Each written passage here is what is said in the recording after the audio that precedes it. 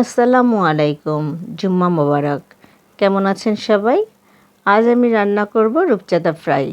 আমি মাছটাকে কেটে ধুয়ে মাছের পেটটাকে একটু হালকা হালকা চিড়ে নিয়েছি।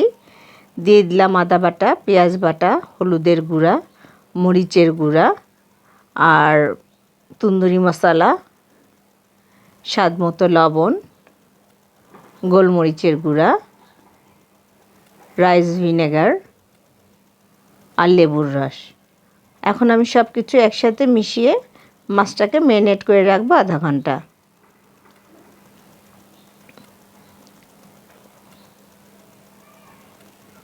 মাছটা মাখানো হয়ে গেছে। আর এদিকে একটা ফ্রাই প্যানে আমি তেল দিয়ে দিয়েছি। আধা ঘন্টা হয়ে গেছে, মাছটা এখন আমি ভেজে নিব।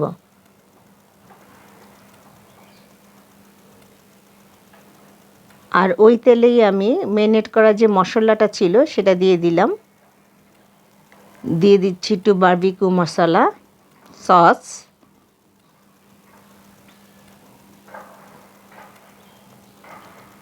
ঝোলটা ঘন হয়ে আসছে, একটু চিনি দিয়ে দিলাম।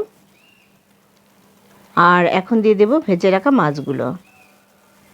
মাছগুলো আমি এপাশ ওপাশ করে ভালো করে মশলা লাগিয়ে 5 মিনিট চুলার উপরে রেখে দিব।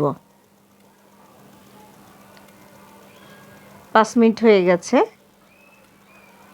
এখন আমি একটা চিমটার সাহায্যে মাছগুলোকে আগুনে পুড়ে নিব।